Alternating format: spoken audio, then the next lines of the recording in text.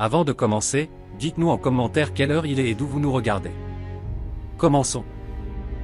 Aucun homme, quelle que soit sa force ou sa bravoure, n'a jamais vu les premières lueurs de l'aube après avoir partagé ma couche, avait averti la mariée géante d'une voix qui ressemblait au grondement lointain du tonnerre dans un canyon, mais l'éleveur, un homme habitué aux caprices impitoyables de la nature, avait simplement haussé les épaules avec un demi-sourire en coin et rétorqué d'un ton calme, « Mettez-moi simplement à l'épreuve, madame, et nous verrons bien ce que le destin nous réserve. » La femme se dressait tel un monument vivant, culminant à 6 pieds et 3 pouces pieds nus, une stature qui éclipsait la plupart des hommes de la région, ses muscles sculptés non pas par la vanité mais par des années de labeur acharné à la frontière, soulevant des troncs, brisant la pierre et domptant une terre hostile qui ne pardonnait aucune faiblesse. 3 alliances en or, lourdes de souvenirs et de tragédies, pendaient à une chaîne en argent autour de son cou puissant, cliquetant doucement à chacun de ses mouvements comme un glas funèbre rappelant les 3 maris, 3 hommes robustes et pleins d'espoir, décédés avant même que le soleil ne se lève sur leurs nuits de noces respectives.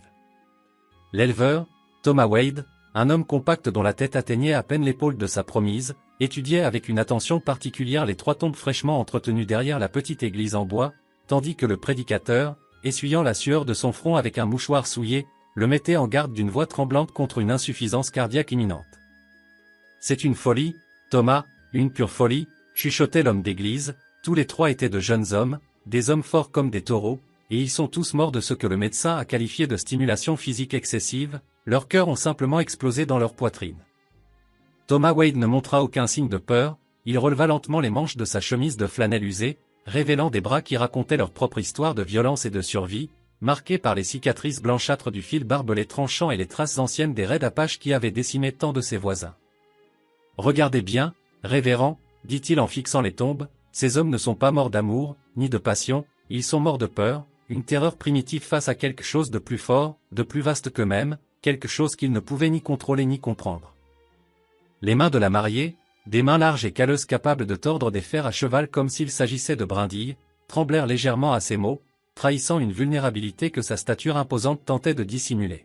« Et vous n'avez pas peur, vous » demanda-t-elle, sa voix descendant d'une octave, chargée d'une inquiétude sincère pour ce petit homme qui semblait défier la mort elle-même. Le rancher sourit, un sourire qui plissa les coins de ses yeux gris acier, et répondit, « Madame, j'ai été rué par des chevaux sauvages, on m'a tiré dessus lors d'attaques de bandits, et j'ai été frappé par la foudre à 2 reprises sans que cela ne suffise à m'envoyer 6 pieds sous terre, alors croyez-moi quand je vous dis que votre lit ne peut pas être pire que le territoire de l'Arizona en plein mois de septembre. » La foule, massée à l'extérieur de l'église comme des vautours attendant une carcasse, se pressait contre les fenêtres, et l'argent changeait déjà de main, les paris allant bon train non pas sur la réussite du mariage, mais sur l'heure exacte à laquelle le cœur de Thomas cesserait de battre. Le croque-mort local, un homme pragmatique qui ne croyait pas au miracle, avait déjà commencé à sculpter une pierre tombale avec le nom du rancher, Thomas Wade, confiant qu'il pourrait facturer ses services dès le lendemain matin à la première heure. La mariée, Astrid Lane, se tenait mal à l'aise dans une robe blanche qui avait été élargie à 3 reprises par la couturière et qui tirait encore douloureusement sur ses épaules massives, des épaules qui avaient porté des sacs de grains de 100 livres comme s'ils étaient des oreillers de plumes, et des bras qui avaient tiré une charrue à travers un sol rocailleux lorsque les bœufs étaient morts d'épuisement. Thomas s'avança et tendit la main vers elle, et la foule émit un halètement collectif, se souvenant avec horreur que les doigts du dernier mari avaient été retrouvés brisés, tordus dans des angles impossibles, bien que personne ne pût dire si c'était le résultat d'une passion dévorante ou d'une panique aveugle. Mais Thomas ne tressaillit pas d'1 millimètre lorsque la paume massive d'Astrid engloutit la sienne, il sentit les callosités épaisses comme du cuir tanné, la rugosité d'une vie de travail manuel, mais surtout, il sentit le tremblement qui parcourait sa chair, non pas un tremblement de faiblesse, réalisa-t-il, mais un tremblement de retenue, l'effort titanesque d'une puissance qui se bridait pour ne pas écraser. « Quand la peur a-t-elle commencé » demanda-t-il doucement, si bas que seule elle put l'entendre au milieu du murmure de la foule. Les yeux d'Astrid, d'un bleu aussi perçant et froid que la glace hivernale, vacillèrent sous le poids du souvenir. « Après que le premier soit mort, Henrik, commença-t-elle, la voix brisée, il souriait, Thomas, il souriait au moment où son cœur s'est arrêté, comme s'il avait vu les portes du paradis s'ouvrir devant lui, mais moi, tout ce que j'ai vu, c'était un autre corps à enterrer, un autre échec, une autre preuve que je suis maudite. » Le prédicateur s'éclaircit la gorge bruyamment, anxieux d'en finir avant que le ciel menaçant ne déverse sa colère. « Si nous devons faire cette chose insensée, il vaut mieux le faire maintenant, une tempête arrive et elle s'annonce violente. » En effet, le ciel avait pris la couleur sinistre du vieux fer rouillé, et le vent commençait à fouetter le cimetière, faisant cliqueter les croix de bois comme des ossements secs, tandis que les 3 tombes des anciens maris d'Astrid semblaient respirer, la terre se soulevant légèrement sous les rafales, ornée de fleurs fraîches et vibrantes. Des fleurs fraîches, des fleurs quotidiennes, observa Thomas en suivant son regard, vous entretenez toujours leur tombe avec tant de soin, n'est-ce pas? C'étaient de bons hommes, répondit-elle, sa voix se brisant sous l'émotion, ils étaient courageux, ils ont essayé, mais ils n'étaient tout simplement pas prêts pour ce que je suis. Elle baissa les yeux vers lui, ce petit éleveur à la peau abîmée par le soleil, aux cheveux grisants aux tempes, et demanda avec une tristesse infinie, et vous? Que êtes-vous? Vous êtes trop petit, trop vieux, trop usé, je suis trop, Thomas, je suis trop pour ce monde et pour tout homme qui y vit. Thomas plongea alors la main dans sa poche et en sortit un objet lourd, un fer à cheval qui avait été plié en un cercle parfait, les 2 extrémités se touchant presque. J'ai trouvé ceci en ville, près de la forge, dit-il calmement, j'ai entendu dire qu'une certaine femme avait fait cela à main nue lorsque le forgeron avait eu l'audace de faire une remarque inappropriée. Les joues d'Astrid s'empourprèrent d'une teinte sombre. Il a dit que je n'étais pas faite pour être la femme d'un homme, il a dit que j'étais plus un taureau qu'une femme, une bête de somme déguisée en humaine. Étiez-vous en colère lorsque vous l'avez plié? Demanda Thomas en examinant l'acier déformé. Non, murmura-t-elle en détournant le regard, honteuse, je n'étais pas en colère, j'étais triste, j'étais dévastée, je l'ai plié pendant que je pleurais, je ne m'en suis même pas rendu compte jusqu'à ce que je l'entende hurler de terreur en voyant le métal céder comme de l'argile entre mes doigts. Thomas empocha le fer à cheval ruiné et la regarda droit dans les yeux. Voyez-vous, c'est là toute la différence entre vous et moi, Astrid, vous ne connaissez pas votre propre force, vous la subissez, alors que moi, je connais la mienne, j'ai passé 10 ans dans la cavalerie, j'ai tué 17 hommes pendant la guerre, j'ai vu des choses qui feraient blanchir les cheveux de ce prédicateur. Sa voix se durcit légèrement alors qu'il poursuivait, je suis rentré chez moi pour trouver ma femme morte de fièvre et mon fils emporté par le même mal, ma maison vide, ma vie en ruine. Il fit un pas vers elle, ignorant la foule qui retenait son souffle. Vous pensez être maudite parce que vous êtes forte? Je suis maudit parce que j'ai survécu alors que tous ceux que j'aimais ont péri, je suis un survivant, Astrid, et c'est un fardeau bien plus lourd que le vôtre. Le prédicateur ouvrit sa Bible, les pages claquant furieusement sous le vent comme des oiseaux piégés cherchant une issue. Thomas Wade, devant Dieu et devant cette assemblée, c'est votre dernière chance de tourner les talons et de partir, personne ne vous jugera. Mais Thomas ne regardait plus le prédicateur, il regardait le visage d'Astrid, voyant vraiment ce qui se cachait derrière, au-delà de la mâchoire masculine et des épaules plus larges que celles de la plupart des hommes, au-delà de tout ce qui rendait le monde si mal à l'aise en sa présence. Il voyait les larmes qu'elle refusait obstinément de laisser tomber, la solitude abyssale qui l'enveloppait comme un linceul invisible, et l'espoir désespéré qu'elle essayait d'étouffer de peur d'être déçue encore une fois. Révérend, dit Thomas sans quitter les yeux d'Astrid, je suis mort depuis 10 ans, je suis un fantôme qui marche, et cette femme est sur le point de découvrir s'il reste en moi quelque chose qui vaille la peine d'être tué. La cérémonie fut brève, expéditive même, le prédicateur précipitant les vœux comme s'il craignait que Dieu ne foudroie l'Église pour ce blasphème avant qu'il n'ait fini. Lorsqu'il atteignit la partie concernant le baiser, la foule se figea, Astrid se pencha considérablement, ses genoux craquant légèrement, et Thomas se dressa sur la pointe des pieds, leurs lèvres se rencontrèrent quelque part au milieu, maladroitement, et pour un moment, juste un instant fugace, le monde sembla trouver son équilibre, le vent sembla s'apaiser. Puis vint la marche vers le ranch de Thomas, une procession de 3000 à travers les nuages d'orage qui s'amoncelaient comme des montagnes noires au-dessus de leur tête. La foule suivait à une distance respectueuse, certains poussés par une curiosité morbide, espérant voir le spectacle de la mort, d'autres sincèrement inquiets, le médecin serrant sa trousse médicale et le croque-mort jouant distraitement avec son maître ruban. Astrid marchait à côté du chariot, refusant de monter, sa robe de mariée traînant dans la poussière qui se transformait rapidement en boue, elle savait que son poids risquait de briser l'essieu fragile du véhicule et Thomas, comprenant sa fierté silencieuse, ne lui suggéra pas d'essayer, respectant les négociations constantes que les gens comme elle devaient faire avec un monde qui n'était pas construit pour eux. « Pourquoi moi ?» demanda soudainement Astrid, brisant le silence rythmé par le grincement des roues, « Il y a des douzaines d'hommes en ville, des hommes plus jeunes, plus appropriés, pourquoi avez-vous répondu à mon annonce pour un mari ?» Thomas resta silencieux un moment, écoutant le grondement du tonnerre qui se rapprochait.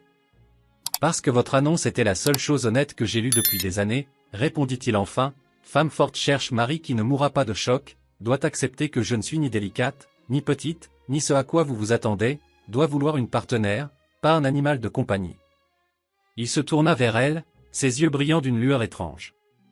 Et vous voulez un partenaire, demanda-t-elle.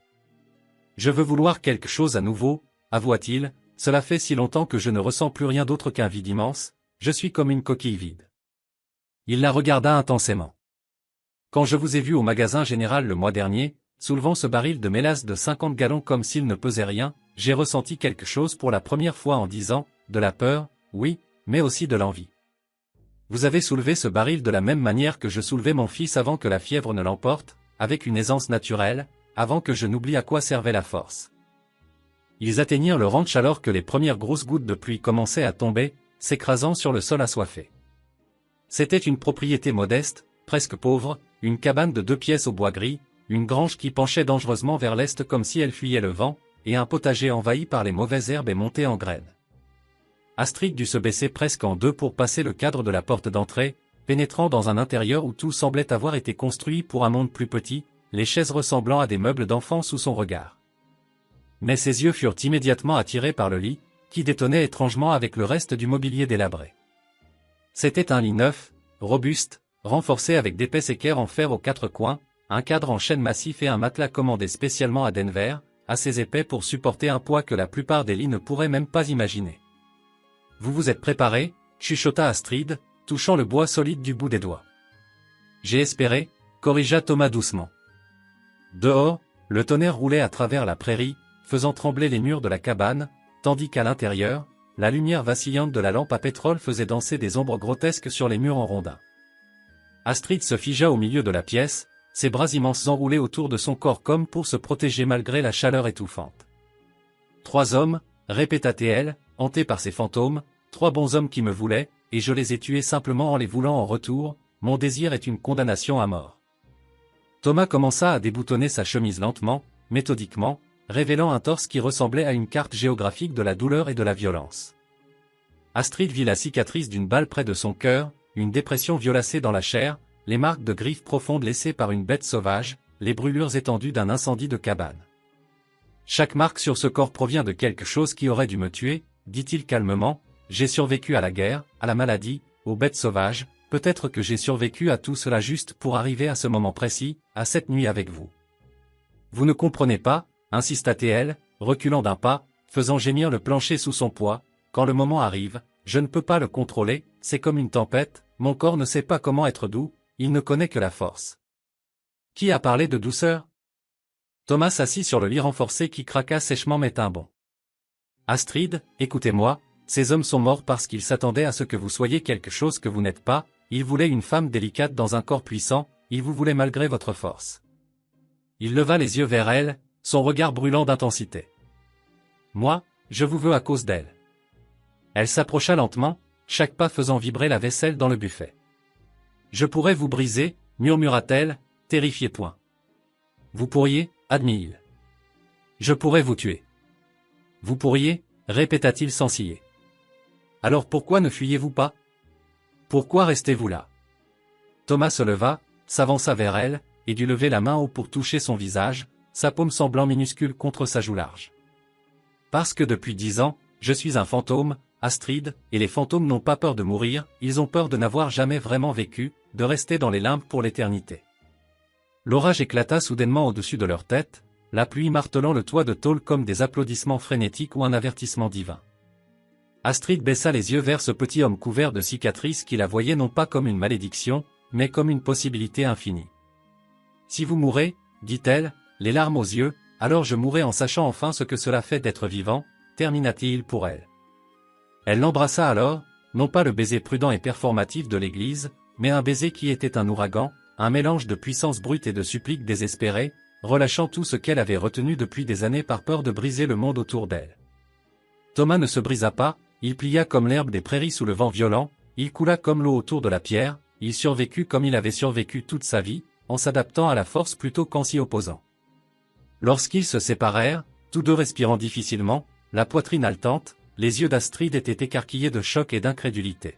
« Vous êtes toujours debout » balbutia-t-elle. Déçu, plaisanta-t-il, le souffle court. Pour la première fois depuis la mort de son premier mari, Astrid Lane laissa échapper un rire, un son profond qui secoua la poussière des chevrons et fit vibrer les fenêtres. « Vraiment, dit-elle, surprise par son propre rire, non, terrifiée. Bien, dit Thomas en lui prenant la main, moi aussi. Il la conduisit vers le lit renforcé alors que la tempête faisait rage dehors. Et maintenant, voyons si deux personnes terrifiées peuvent construire quelque chose de mieux que la peur. La lampe vacilla une dernière fois avant que l'obscurité ne les enveloppe, et quelque part dans cette petite maison de ranch perdue au milieu de la tempête, deux âmes abîmées entamèrent le travail prudent et dangereux de la guérison, tandis que le vent hurlait contre les fenêtres comme quelque chose essayant d'entrer, ou peut-être essayant de les avertir de la puissance de ce qu'ils étaient sur le point de déclencher. La tempête hurlait contre les fenêtres avec une fureur démoniaque, comme une bête sauvage cherchant désespérément à entrer pour dévorer ce qui se trouvait à l'intérieur, ou peut-être, comme une entité bienveillante tentant de les avertir de l'énormité de ce qu'ils venaient de partager. Thomas Wade gisait parfaitement immobile dans le lit renforcé, les yeux fixés sur les poutres du plafond que les éclairs illuminaient par intermittence, écoutant avec une fascination détachée le rythme de son propre cœur, fort, régulier, obstinément battant, un tambour de guerre qui refusait de se taire. À côté de lui, la silhouette massive d'Astrid occupait les trois quarts du matelas, sa respiration encore hachée par l'incrédulité, ses poumons cherchant l'air comme si elle venait d'émerger d'une plongée profonde. « Vous êtes vivant » chuchota-t-elle pour la 5e fois, sa voix tremblant d'une vénération terrifiée, comme si elle était témoin d'un miracle biblique. Déçu, répéta-t-il doucement dans l'obscurité. Elle se tourna pour lui faire face, le matelas gémissant sous le déplacement de son poids considérable, et même dans la pénombre, il put voir les larmes tracer des sillons brillants sur son visage, des rivières de soulagement et de confusion. « Je ne comprends pas » avoua-t-elle, sa voix se brisant, les autres, Henrik, Eric, Samuel, leurs cœurs ont lâché en quelques minutes, ils se sont brisés comme du verre trop fin. Mais vous, vous êtes toujours là. Sa main, une paume large et calleuse capable de couvrir la poitrine entière de Thomas, vint se poser délicatement sur son cœur, cherchant la preuve physique de sa survie. Elle pouvait sentir l'organe battre sous ses doigts, peut-être plus vite que la normale, galvanisé par l'adrénaline et l'intensité de l'acte, mais battant néanmoins avec une vigueur indéniable. « Comment » implora-t-elle, « comment est-ce possible ?» Thomas attrapa sa main, pressant ses doigts plus fermement contre sa propre chair, ancrant sa réalité dans la sienne. « Vous voulez la vérité, Astrid » dit-il d'une voix rauque, « je pense qu'ils sont morts heureux. Je pense qu'ils sont morts d'une joie qu'ils ne pouvaient pas contenir, une extase trop vaste pour leur corps mortel. Mais moi ? J'ai oublié ce que la joie fait ressentir. Cela fait 10 ans que je n'ai rien ressenti. On ne peut pas mourir de quelque chose dont on ne se souvient pas. » Le lit craqua violemment alors qu'Astrid s'assoyait, tirant une couverture en laine autour de ses épaules, sur sa carrure titanesque, l'étoffe ressemblait à un simple torchon de cuisine, soulignant encore davantage sa démesure. « C'est la chose la plus triste que j'ai jamais entendue, » murmura-t-elle, le regard perdu dans le vide. « Non, » corrigea Thomas en se redressant à son tour, « la chose triste, c'était les 10 années avant ce soir. » Ce soir. Il effleura une nouvelle échymose qui fleurissait déjà sur son épaule, une marque violette épousant parfaitement la forme des doigts d'Astrid. Ce soir, je me suis souvenu que j'avais un corps. Que je pouvais ressentir autre chose que le vide. Un éclair particulièrement violent illumina la pièce comme en plein jour, révélant l'étendue de la destruction autour d'eux. Une chaise en bois gisait en miettes, accidentellement écrasée lorsqu'Astrid l'avait saisie dans un moment de passion. Le plancher en pin portait des éraflures profondes là où elle avait essayé de se retenir, de s'ancrer pour ne pas le blesser, et la tête de lit en chêne massif était fendue net en son milieu. « J'ai cassé votre maison, » dit-elle misérablement, contemplant les débris avec horreur. « Vous avez brisé mon cercueil, » répondit Thomas avec un sourire fatigué mais sincère, « il y a une différence. » Soudain, un coup violent à la porte les fit tous deux se figer, le sang se glaçant dans leurs veines. Puis un autre coup, urgent, paniqué, suivi de voix étouffées par la tempête. « Monsieur Wade. Madame Wade. » C'était la voix du médecin, stridente d'anxiété. « Il est minuit passé. Nous devons savoir. Nous devons vérifier. » Thomas soupira, attrapa son pantalon et l'enfila rapidement, marchant vers la porte avec une démarche un peu raide mais assurée. Il ouvrit le battant juste assez pour montrer son visage, protégeant l'intimité de sa femme restée dans l'ombre. Dehors, il semblait que la moitié de la ville s'était rassemblée sous la pluie battante, le médecin avec sa trousse, le prédicateur avec sa Bible serrée contre lui, et le croque-mort, son maître ruban déjà déroulé dans ses mains, l'air presque déçu. « Comme vous pouvez le voir, docteur, je respire encore », annonça Thomas d'une voix forte qui coupa court au murmure. Le médecin se poussa en avant, levant sa lampe à pétrole pour étudier le visage de Thomas, cherchant avidement des signes de tension, de dommages internes, ou l'inévitable pâleur de la mort imminente. Mais ce qu'il vit à la place, c'était quelque chose qu'il n'avait pas vu dans les yeux de Thomas Wade depuis la fin de la guerre, de la vie. Une étincelle, une flamme, une présence.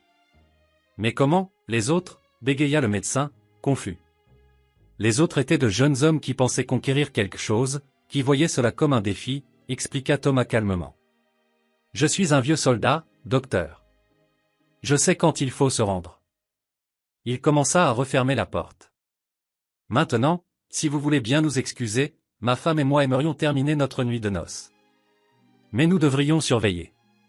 Protesta le médecin. Bonsoir, messieurs. La porte se referma fermement, le verrou glissant en place avec un claquement définitif. Dehors, les voix éclatèrent en une cacophonie d'arguments, d'incrédulité, et de bruits de pièces de monnaie changeant de main alors que les paris étaient perdus. À l'intérieur, Thomas se retourna pour trouver Astrid debout près de la fenêtre, regardant à travers les rideaux la foule se disperser dans la tempête. Sa silhouette, découpée par les éclairs, ressemblait à quelque chose sorti de la mythologie nordique, une valkyrie, une géante des temps anciens, trop majestueuse pour cette époque mesquine. Ils ne cesseront jamais de nous observer, dit-elle sans se retourner, sa voix lourde de fatalisme. Ils attendront, jour après jour, que vous mouriez. Qu'ils attendent, répondit Thomas en s'approchant d'elle. Elle se tourna vers lui, et dans la lumière tamisée, il vit de nouvelles larmes, plus douloureuses que les précédentes. Et s'ils avaient raison? Et si cela prenait juste plus de temps avec vous? Et si je finissais par vous tuer, Thomas? Et si, Astrid? Il croisa la pièce, monta sur la chaise brisée qui chancelait sous son poids pour être à la hauteur de son visage. Je dois vous raconter quelque chose sur la guerre. Elle le regarda, surprise, puis s'assit lentement sur le sol, les ramenant au même niveau, et attendit. Il y a eu une bataille. Bull Run. La seconde. J'ai été séparé de mon unité dans le chaos. Je me suis retrouvé derrière les lignes ennemies, perdu, épuisé. Je me suis caché dans une grange abandonnée. Sa voix devint lointaine, voyageant à travers les années et la fumée des canons. Un soldat confédéré m'a trouvé. Un garçon, il ne devait pas avoir plus de 17 ans. Il m'avait à sa merci. Il aurait pu me tirer dessus, appeler à l'aide, me faire prisonnier. N'importe quoi. Au lieu de cela, il a baissé son fusil. Il m'a regardé dans les yeux et il a dit, « Vous avez l'air d'être déjà mort, monsieur. Aucun intérêt à tuer un fantôme. » Thomas toucha le visage d'Astrid, son pouce traçant la ligne forte de sa mâchoire. Il avait raison. J'étais déjà mort à l'intérieur. Depuis que j'avais reçu la lettre m'annonçant la mort de Marie et du petit James. Ce garçon m'a laissé partir. J'ai traversé le reste de la guerre comme si j'étais à l'épreuve des balles. Pas parce que j'étais courageux, mais parce que j'étais vide. Rien ne pouvait me tuer parce qu'il ne restait plus rien à tuer. Jusqu'à ce soir. Jusqu'à vous. Il se pencha, pressant son front contre le sien. Ces hommes qui sont morts dans votre lit, ils sont morts parce qu'ils ont ressenti trop de choses, trop vite. C'était comme boire de l'eau glacée trop rapidement après des jours dans le désert. Le choc les a tués. Mais moi, j'ai été vide si longtemps. Je peux prendre tout ce que vous donnez. Bon sang, Astrid, j'en ai besoin. J'ai besoin de cette intensité pour me sentir vivant à nouveau. Le tonnerre secoua la maison une fois de plus, soulignant ses paroles. Les mains d'Astrid, capables de plier le fer, tremblèrent en tenant son visage avec une infinie précaution. J'ai peur d'oublier, dans le moment, d'être prudente. Je compte là-dessus, souffla-t-il. Elle l'embrassa alors, et Thomas sentit quelque chose se fissurer à l'intérieur de sa poitrine, non pas son cœur qui lâchait, mais la glace qui l'emprisonnait depuis une décennie qui se brisait enfin, 10 ans de deuil gelé fondant sous la chaleur de sa force impossible. Lorsque le matin arriva, peignant le ciel de rose et d'or à travers les fenêtres lavées par la pluie, Thomas Wade respirait toujours. Plus que cela, il riait. Il était assis à la petite table de la cuisine, regardant Astrid essayer de préparer le petit déjeuner dans son espace exigu. C'était un spectacle de chaos attachant, elle avait déjà cassé 2 manches de poêle en serrant trop fort et craqué 3 œufs avec une telle vigueur qu'ils avaient explosé, tapissant le mur de jaune. « Laissez-moi faire, dit-il en se levant, prenant doucement les ustensiles de ses mains. Asseyez-vous.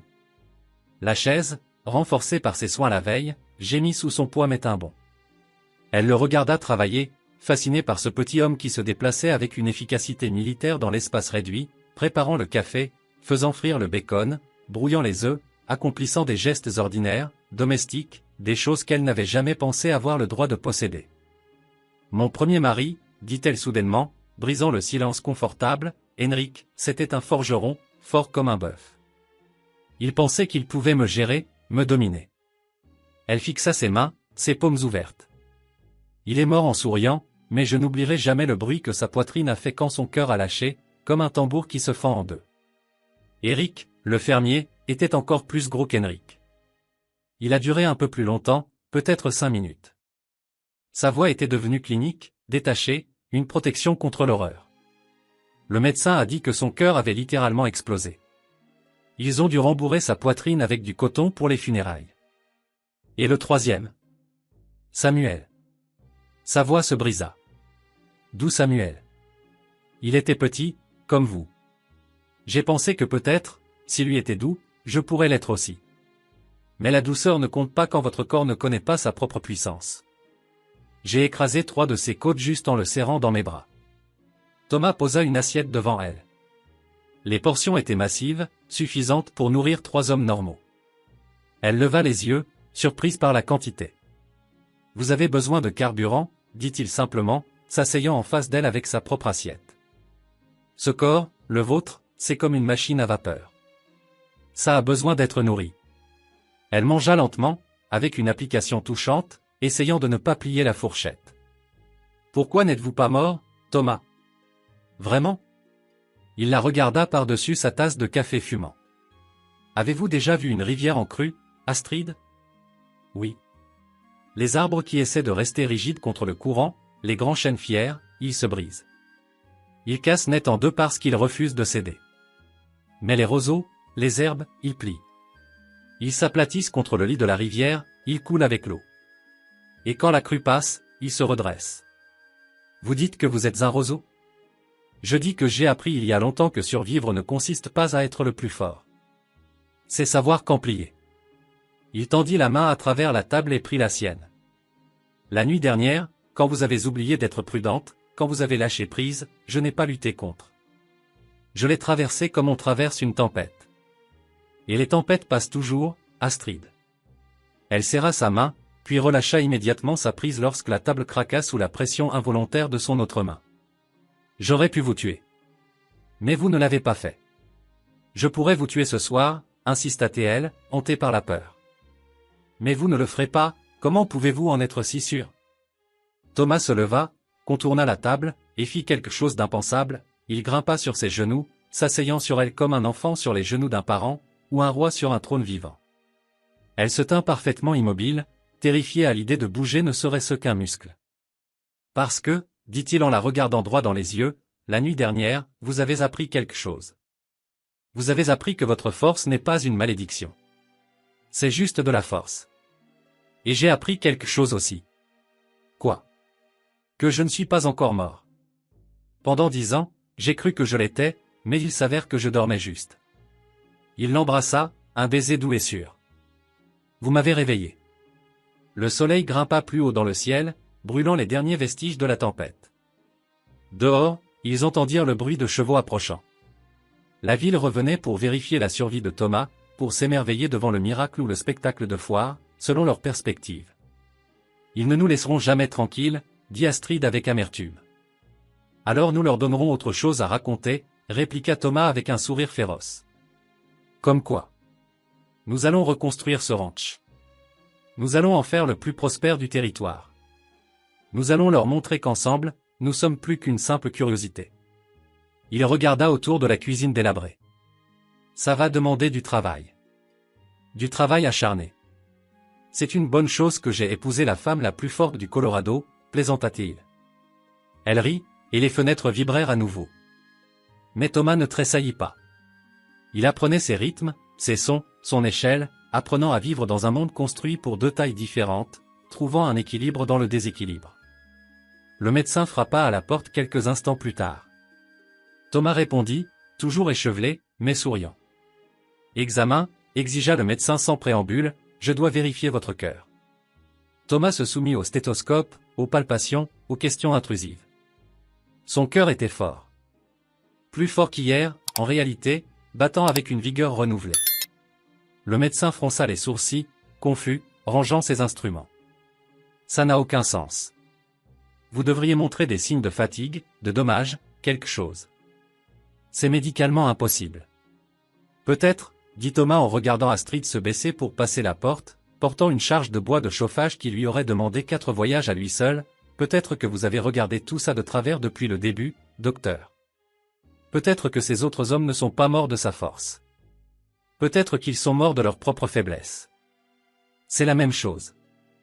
Non, ce n'est pas la même chose. La faiblesse ne concerne pas le corps, docteur. Elle concerne l'esprit. Ces hommes sont allés dans son lit en s'attendant à conquérir quelque chose. Moi, j'y suis allé en m'attendant à me rendre. On ne peut pas mourir d'une bataille qu'on ne combat pas, le médecin secoua la tête, ramassant son sac. Cela va à l'encontre de tout ce que je sais sur la médecine. Bien, dit Thomas. Peut-être qu'il est temps d'apprendre quelque chose de nouveau. 3 mois passèrent, s'écoulant comme de l'eau à travers le sable, rapide et transformateur. Le ranch changea radicalement sous leur labeur conjoint. Astrid arrachait des souches du sol comme si c'était des mauvaises herbes, des souches qui avaient vaincu Thomas pendant des années, ses racines cédant avec des craquements sonores sous sa puissance. Thomas réparait la machinerie avec ses mains patientes et habiles, tandis qu'elle maintenait des pièces de métal lourdes parfaitement immobiles pour lui. Il travaillait comme une horloge suisse, 2 engrenages de tailles différentes tournant ensemble en parfaite harmonie, créant une force motrice que ni l'un ni l'autre n'aurait pu atteindre seul. La fascination de la ville ne s'était pas estompée, au contraire, elle avait grandi, mutant en quelque chose de plus complexe. Chaque dimanche après l'église, les gens trouvaient des excuses pour passer devant le ranch des Wade, ralentissant leur chariot pour voir la femme géante transportant 2 barils d'eau à la fois, un sous chaque bras, et pour voir le petit éleveur qui devrait être mort, l'air plus sain et plus vivant qu'il ne l'avait été depuis une décennie. Mais pour certains, cette fascination tournait au poison, à l'envie amère. Particulièrement dans le cœur noir du maire Garrison. C'est contre nature, déclara-t-il un soir aux hommes rassemblés dans le saloon enfumé, son verre de whisky tremblant légèrement dans sa main. Cette femme, cette chose, elle a ensorcelé Thomas Wade. Aucun homme ne pourrait lui survivre autrement. C'est de la magie noire, je vous le dis. Il a l'air assez heureux, osa dire le barman en essuyant un verre avec un chiffon sale. Heureux? Le maire cracha du jus de tabac dans un crachoir en laiton avec mépris. Ce n'est pas du bonheur, imbécile. C'est de l'enchantement. De la sorcellerie. Marquez mes mots, elle sera sa mort tôt ou tard. Le maire avait des raisons qui allaient bien au-delà de la simple préoccupation morale ou religieuse. Les terres de Thomas bordaient les siennes, et Garrison avait prévu depuis longtemps de les racheter pour une bouchée de pain lorsque Thomas finirait par se tuer à la tâche ou par boire jusqu'à l'oubli. Mais maintenant, le ranch prospérait.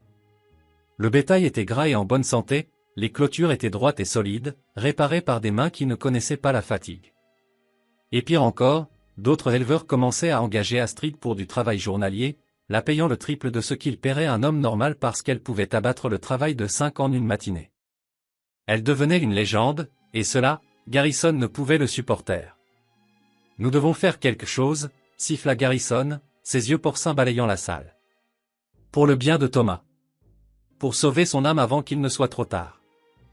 Les autres hommes, des éleveurs envieux et des ivrognes influençables, se trémoussèrent sur leurs chaises, mal à l'aise mais captivés. Ils avaient tous vu Thomas en ville, achetant des fournitures, riant avec sa femme. Ils avaient vu la façon dont il la regardait, non pas avec peur, mais comme si elle était le lever du soleil après 10 ans de nuit polaire. Ils avaient vu la façon dont elle manipulait ses achats avec une délicatesse infinie, effrayée de briser quelque chose qui comptait pour lui. Mais la jalousie est un puissant moteur, et Garrison savait comment l'alimenter. « Qu'est-ce que vous suggérez » demanda l'adjoint Collins, un jeune homme impressionnable qui cherchait l'approbation de ses aînés. « Je suggère que nous sauvions un homme bon de lui-même, » répondit Garrison avec un sourire sinistre. « Et que nous débarrassions notre ville de cette abomination. » Cette nuit-là, alors que la lune était voilée par des nuages d'encre et que le vent sifflait lugubrement à travers les canyons, Thomas et Astrid dormaient profondément dans leur lit renforcé, qui possédait désormais des poteaux en fer forgé après que les montants en bois d'origine eurent craqué sous la pression de leurs étreintes. Le silence du ranch fut brisé non par le tonnerre, mais par une agitation animale. Le bétail, sentant le danger porté par la brise, commença à meugler nerveusement, suivi par les chevaux dans l'écurie qui tapaient du sabot contre les stalles, hennissant de panique. Astrid s'éveilla instantanément, son corps se tendant comme une corde d'arc prête à rompre, ses sens aiguisés par une vie de survie en milieu hostile. Thomas, chuchota-t-elle dans l'obscurité, sa main massive se posant sur son épaule. Mais il était déjà éveillé, ses yeux gris scrutant les ténèbres, sa main cherchant déjà la crosse froide de son fusil posé contre le mur. « Je les entends », dit-il calmement. Ils avaient discuté de cette possibilité, lors de ces longues soirées passées sur le porche. Il savait que l'acceptation était un luxe trop coûteux pour être espéré dans ce monde, et Thomas avait survécu à trop de batailles pour ne pas planifier celle qui finit toujours par arriver, le combat inévitable contre la peur déguisée en droiture morale. « Reste à l'intérieur », ordonna-t-il en glissant hors du lit. « Non, Astrid. Non. » Sa voix était faite de fer et de détermination inébranlable. « Ils sont venus pour nous. Ils nous auront tous les deux. » Ils s'habillèrent avec une hâte silencieuse, des gestes précis et économes.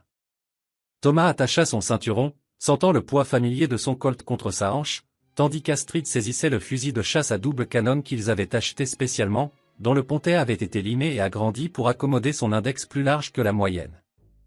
Dehors, les cavaliers s'étaient arrêtés à la limite de la clôture, une ligne menaçante de silhouettes sombres.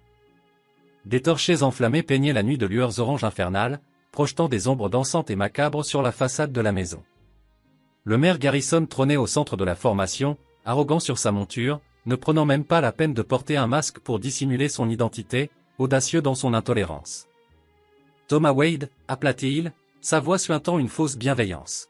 « Nous sommes venus te libérer. » Thomas sortit sur le porche, le fusil tenu négligemment mais prêt à servir, son visage illuminé par la lueur vacillante des torchers. « Un homme libre n'a pas besoin d'être libéré, monsieur le maire, » répondit-il d'une voix qui portait loin dans la nuit. « Tu n'es pas libre, fils, tu es ensorcelé, » cracha Garrison.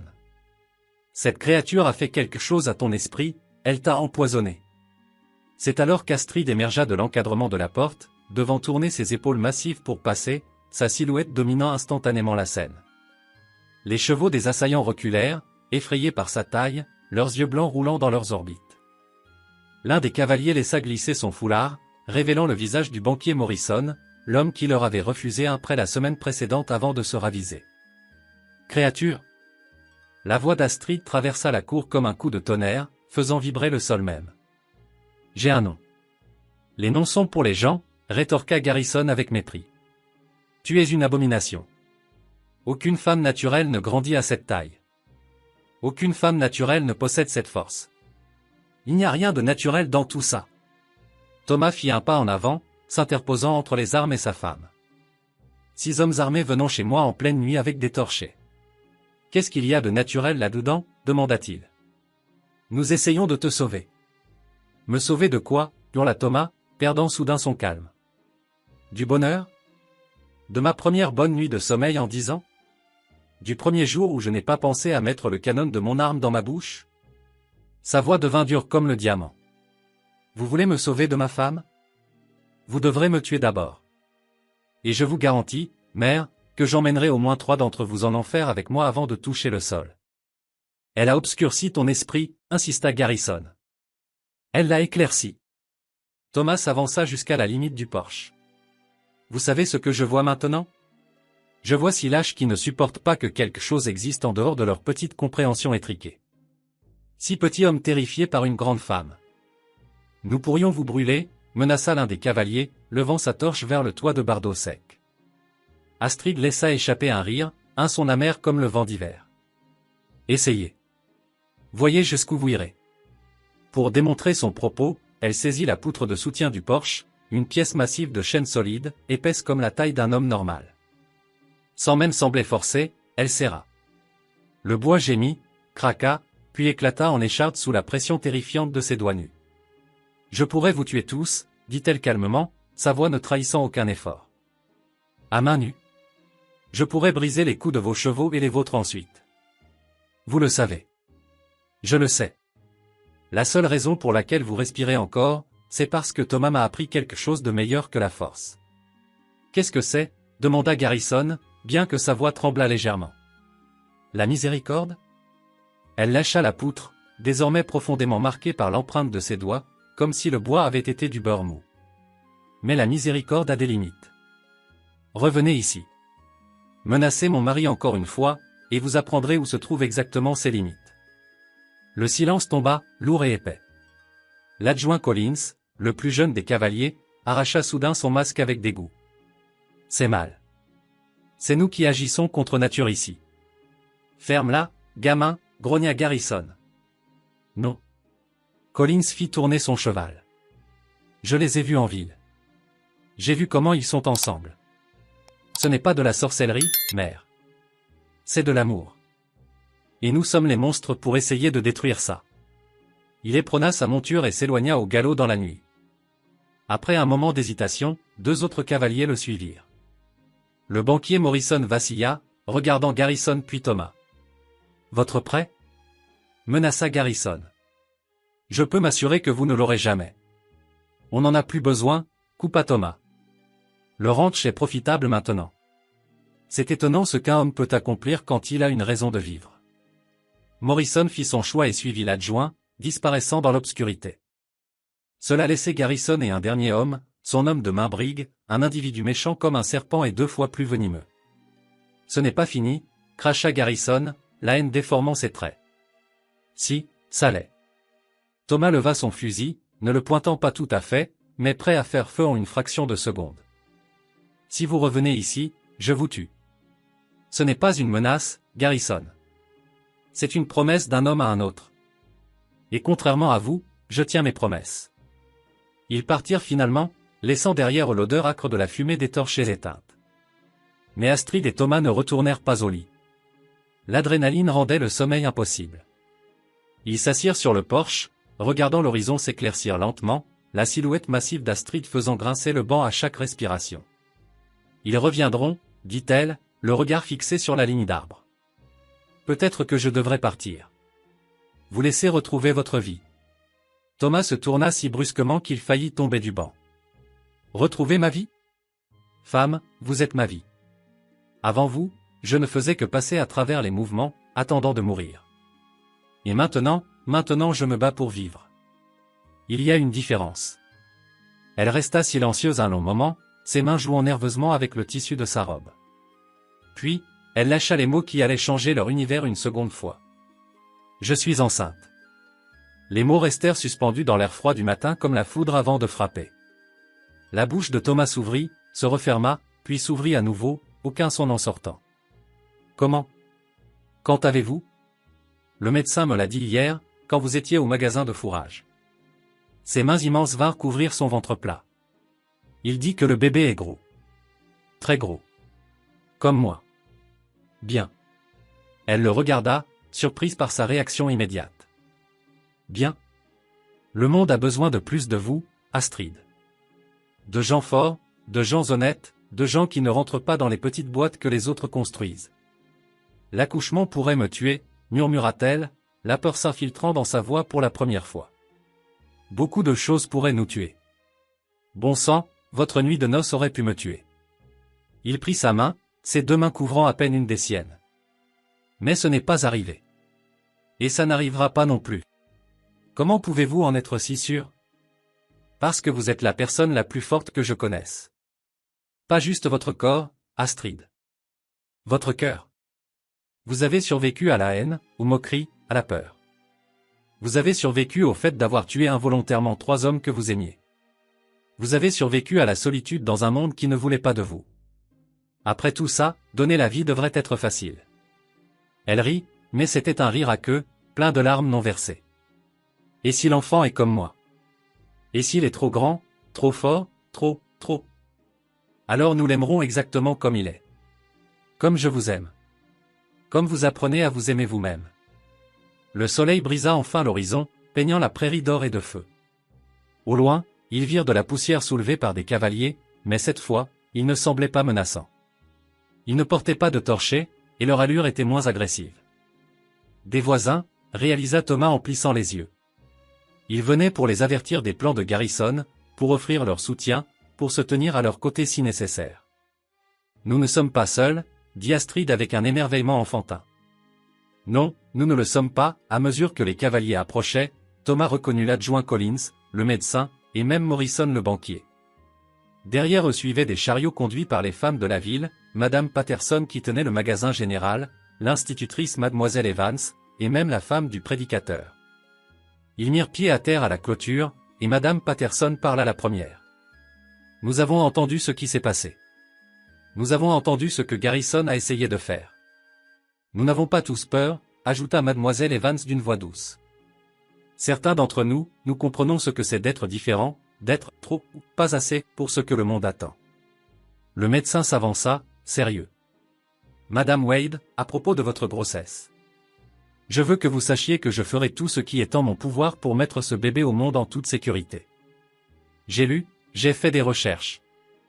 J'ai fait venir des livres de l'Est sur les naissances, inhabituelles. » Inhabituelles, répéta Astrid, attendant l'insulte habituelle.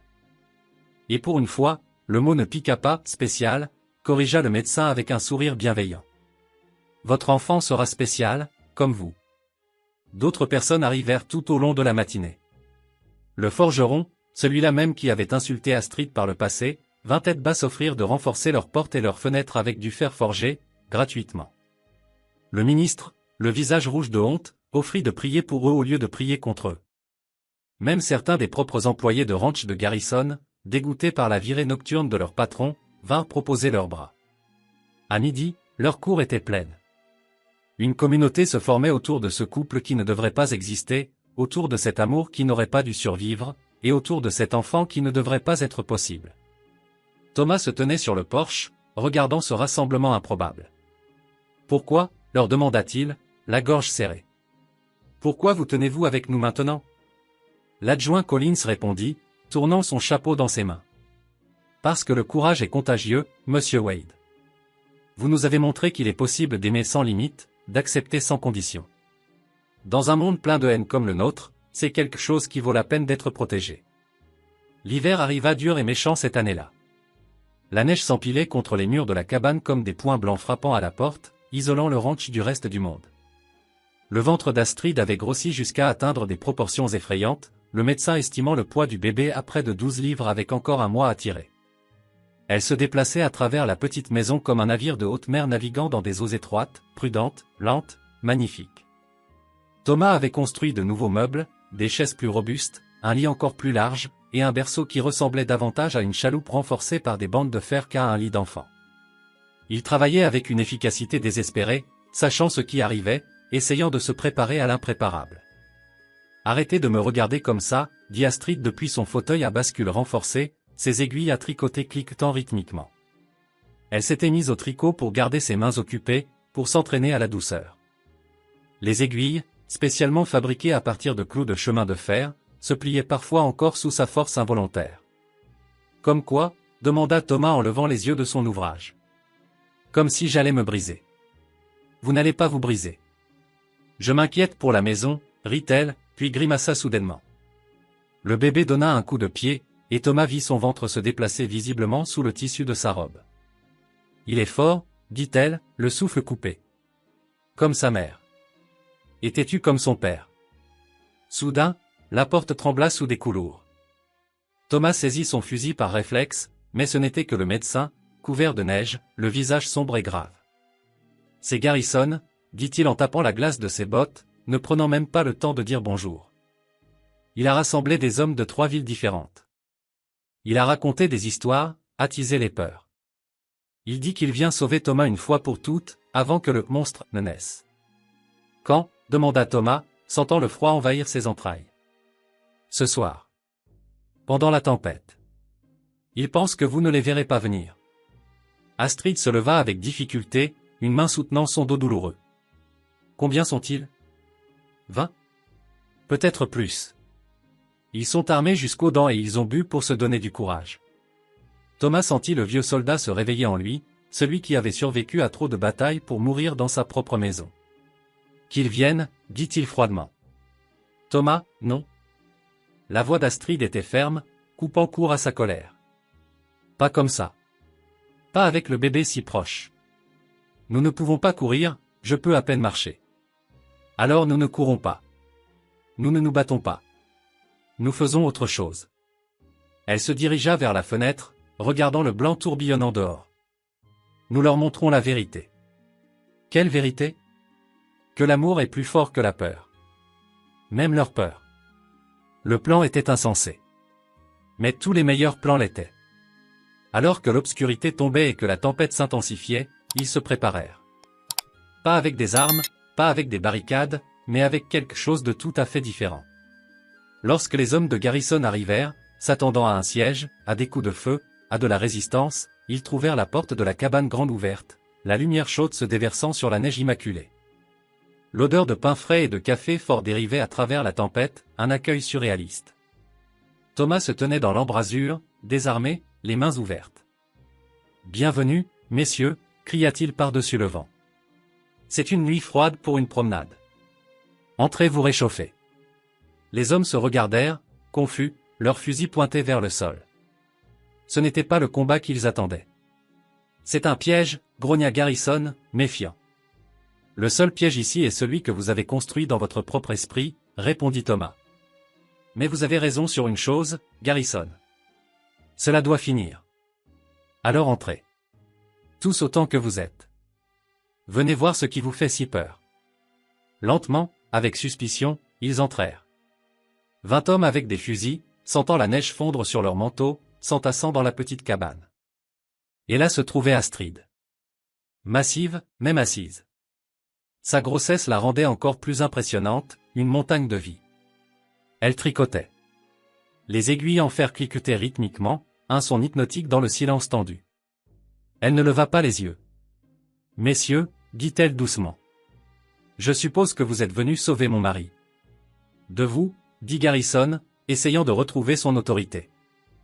De n'importe quel sortilège que vous avez jeté. Le seul sortilège ici est l'amour, répondit-elle. Et si cela vous effraie, peut-être devriez-vous vous demander pourquoi. L'un des plus jeunes hommes, un garçon vraiment, fixait son ventre avec des yeux écarquillés. Est-ce que le bébé est vivant? Oui. En bonne santé? Oui. Grand? Très. Elle leva enfin les yeux, croisant le regard de chaque homme tour à tour. Et aimé. Déjà aimé. Ce sera un monstre, chuchota quelqu'un à l'arrière. Ce sera un enfant, coupa Thomas en venant se placer à côté de sa femme, posant une main protectrice sur son épaule. Mon enfant. Notre enfant. Et si vous voulez faire du mal à l'un d'eux, vous devrez passer par moi. Cela peut s'arranger, dit Garrison, la main glissant vers son pistolet. C'est alors qu'Astrid halta. Un son brusque, douloureux. Ses aiguilles à tricoter tombèrent au sol avec un fracas métallique. Une flaque d'eau se forma rapidement sous sa chaise, sombre sur le plancher en bois. « Oh » dit-elle, sa voix devenant soudainement petite, presque enfantine. « Oh, ça arrive. » La pièce explosa en panique. 20 hommes armés, préparés pour la violence, pour la guerre, se retrouvèrent complètement démunis face à l'imminence de la naissance. Thomas tomba à genoux à côté d'elle, prenant sa main. « Docteur » hurla-t-il. « Où est le docteur ?»« Ici. » Le médecin se fraya un chemin à travers la foule d'hommes stupéfaits. « Tout le monde dehors, maintenant » ordonna-t-il. « Non. » La voix d'Astrid coupa à travers le chaos, impérieuse malgré la douleur. « Il reste. Ils voulaient voir ce que je suis. Laissez-les voir.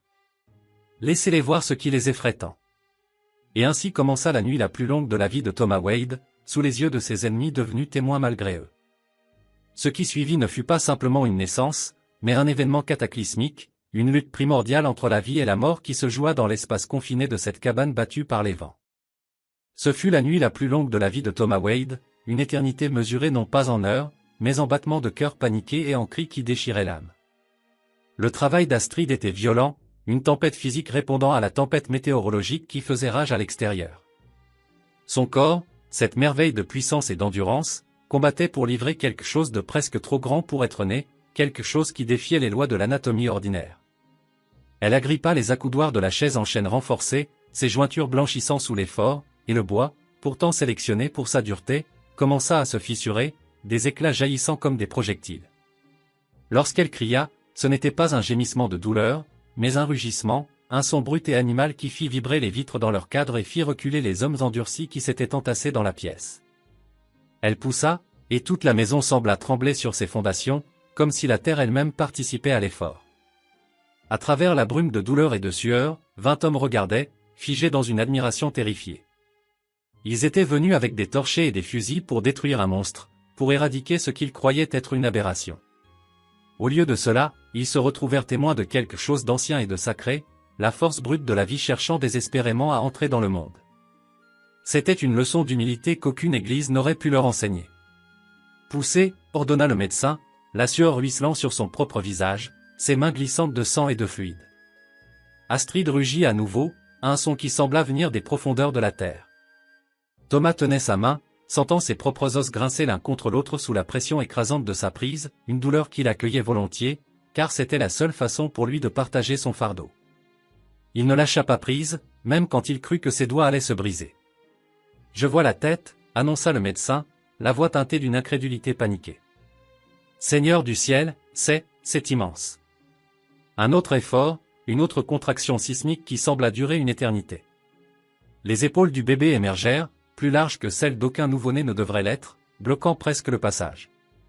Astrid rassembla chaque once de volonté, chaque fragment de cette force légendaire qui avait tant effrayé la ville, et avec un cri final qui déchira la nuit, elle expulsa la vie hors d'elle-même. Soudain, il y eut des pleurs. Pas le miaulement faible et hésitant d'un nourrisson typique, mais un vagissement robuste, colérique, un cri de guerre qui remplit instantanément chaque coin de la cabane, couvrant le hurlement du vent dehors. « C'est une fille », déclara le médecin en soulevant l'enfant, ses bras s'affaissant presque sous le poids inattendu. Elle est énorme. Elle pesait près de 15 livres, une géante parmi les nouveau-nés, avec des bras et des jambes déjà sculptés par une force latente, s'agitant avec une vigueur stupéfiante. Elle est parfaite, souffla Astrid avant de s'effondrer contre le dossier de la chaise, épuisée, vidée, des larmes de soulagement traçant des rivières à travers la sueur sur son visage. Thomas s'approcha, ses mains tremblantes non de peur, mais d'une émotion si intense qu'elle menaçait de le submerger. Il prit sa fille. Elle était lourde, solide, dense comme un rocher. Ce bébé, qui ressemblait à un enfant de 3 mois, cessa de pleurer au moment même où il la tint contre sa poitrine. Elle ouvrit les yeux et le fixa avec un regard gris acier, alerte, pénétrant, un regard qui semblait déjà comprendre, déjà voir. « Bonjour, petite montagne », chuchota-t-il, les larmes brouillant sa vision. La pièce tomba dans un silence absolu. 20 hommes, leurs fusils oubliés, pendaient le long de leurs jambes ou posés contre les murs, fixaient cet enfant impossible. Ce bébé qui ne devrait pas exister, né de parents qui n'auraient pas dû se survivre l'un à l'autre, était là, vivant, respirant, et indéniablement parfait. Garrison fut le premier à bouger. Il rengaina son arme avec un geste lent, presque réticent. Il semblait avoir vieilli de 10 ans en l'espace d'une heure, sa posture arrogante s'étant effondrée pour laisser place à une lassitude profonde. « Nous sommes venus pour... » Il ne put finir sa phrase. Les mots semblaient absurdes face à la réalité de la vie qui gigotait dans les bras de Thomas. « Vous êtes venu détruire quelque chose que vous ne compreniez pas, » dit Thomas calmement, berçant sa fille. « Comprenez-vous maintenant ?» L'un des plus jeunes hommes, celui qui avait posé des questions plus tôt, s'avança timidement, retirant son chapeau crasseux par respect. « Puis-je la voir de plus près ?» Thomas regarda Astrid, qui, bien que faible, hocha la tête avec un petit sourire fier. Il tendit légèrement le bébé vers le groupe. Le jeune homme se pencha, tendant un doigt hésitant. Immédiatement, la petite main de l'enfant se referma sur le doigt avec une poigne surprenante. Le jeune homme sursauta, puis sourit largement. « Elle a de la poigne, » dit-il, l'émerveillement colorant sa voix. « Comme sa maman. » Et les yeux de son père, ajouta un autre homme en se penchant par-dessus l'épaule du premier. « Regardez ce gris. Comme des nuages d'orage. » Un par un, les hommes s'approchèrent, formant un cercle autour de la famille. Ces cow-boys rudes, ces éleveurs endurcis, étaient attirés vers le bébé comme des papillons de nuit vers une flamme, leur agressivité fondue par le miracle de la naissance. « Comment allez-vous l'appeler » demanda l'adjoint Collins, sa voix douce. Astrid parla depuis sa chaise, sa voix rauque mais empreinte d'une dignité royale. « Grace. Parce que c'est ce qui nous a sauvés. C'est ce qui nous a réunis. C'est ce qu'elle est. La grâce dans un monde qui ne l'offre pas toujours. » Garrison restait en retrait, séparé des autres par un gouffre invisible de remords. Son visage était indéchiffrable, une carte de conflits internes. Finalement, il parla, sa voix coupant à travers les murmures d'admiration. « J'avais tort. » Tout le monde se tourna pour le regarder. C'était un homme qui n'admettait jamais ses erreurs, un homme qui préférait mourir plutôt que de plier. J'avais tort, répéta-t-il, plus fort cette fois. Je suis venu ici en pensant protéger l'ordre naturel. Je pensais défendre notre communauté contre quelque chose de maléfique. Mais ceci? Il fit un geste large englobant la scène, la femme géante qui venait de donner la vie, le petit éleveur qui avait survécu à son amour par pure volonté, et le bébé impossible qui essayait déjà d'attraper tout ce qui était à sa portée. Ceci est l'ordre naturel. La vie trouve un chemin. L'amour trouve un chemin, même quand nous essayons de l'arrêter avec des lois et des fusils. Il se tourna pour partir, sa main sur la poignée de la porte, puis s'arrêta. L'enfant aura besoin de choses. Des vêtements, de la nourriture, des fournitures. Envoyez les factures à mon bureau. Je réglerai tout. Nous n'avons pas besoin de charité, répliqua Thomas, sa fierté intacte. Ce n'est pas de la charité, Wade, dit Garrison sans se retourner. C'est une pénitence. Pour avoir été un imbécile aveugle. Il regarda Astrid directement pour la première fois de la soirée. Je suis désolé, Madame Wade. Pour tout. Il sortit dans la tempête, et lentement, les autres suivirent, chacun s'arrêtant pour jeter un dernier coup d'œil à bébé Grace, qui faisait maintenant des bruits de contentement dans les bras de son père. Bientôt, il ne resta plus que la famille et le médecin. Elle est en bonne santé, confirma le médecin après un examen minutieux, une fois le calme revenu. Remarquablement saine. Un cœur fort, des poumons clairs, de bons réflexes.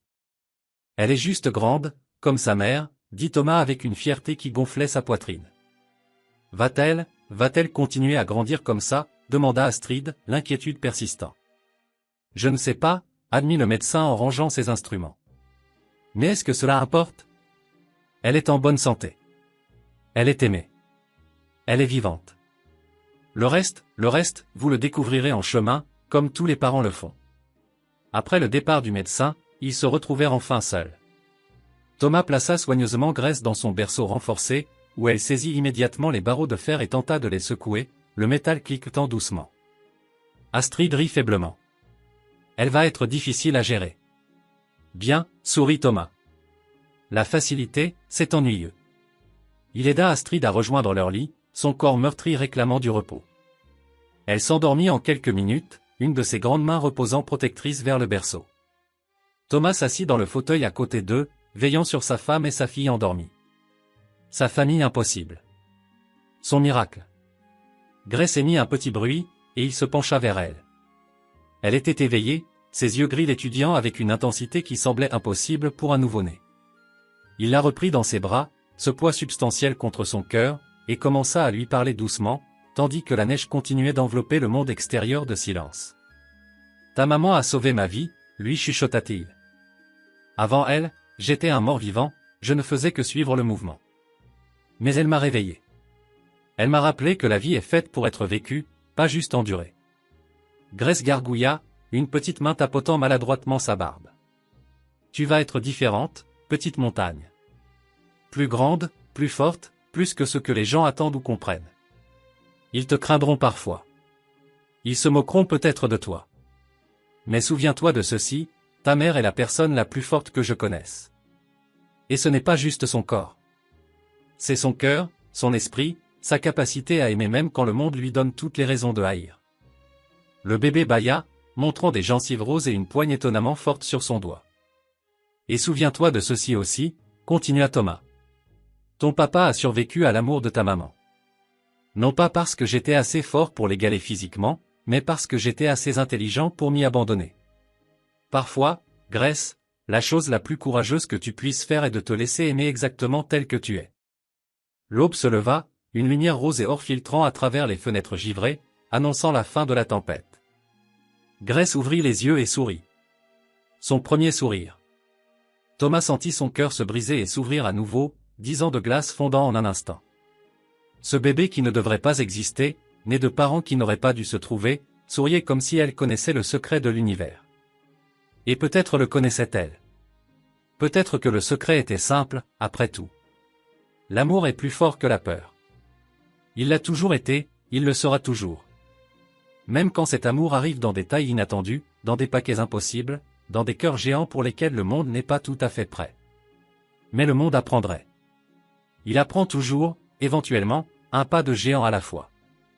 Thomas leva les yeux, comme s'il regardait au-delà des murs de la cabane, au-delà du temps, droit vers vous, témoin silencieux de cette histoire. Parfois, la vie vous envoie exactement ce dont vous avez besoin, emballé dans exactement ce qui vous effraie le plus. Ne le fuyez pas, courez vers lui. Vous pourriez juste découvrir que la chose que vous pensiez qui vous tuerait est la chose même qui vous sauve. L'image finale s'estompe sur ce tableau, un petit homme tenant un énorme bébé tandis qu'une femme géante dort paisiblement à leur côté. Une famille qui ne devrait pas exister. Un amour qui n'aurait pas dû survivre. Un rappel éternel que les meilleures choses de la vie viennent rarement dans les emballages que nous attendons. Si cette histoire a touché votre cœur, si elle vous a rappelé que l'amour existe dans toutes les tailles et que la force n'est pas toujours ce que nous pensons qu'elle est, alors ne gardez pas cela pour vous. Abonnez-vous à cette vérité. Cliquez sur cette cloche de notification pour ne jamais manquer une autre histoire sur l'amour impossible et le courage de l'accepter. Et dites-nous, dans les commentaires, d'où vous regardez. Quelle chose impossible dans votre vie s'est avérée être exactement ce dont vous aviez besoin? Souvenez-vous, nous avons tous quelque chose en nous qui nous rend trop pour quelqu'un. L'astuce n'est pas de nous rétrécir pour s'adapter. C'est de trouver la personne qui voit notre trop comme étant exactement assez. Jusqu'à la prochaine fois, continuez de croire en l'amour impossible. C'est le seul genre qui vaille la peine d'être vécu.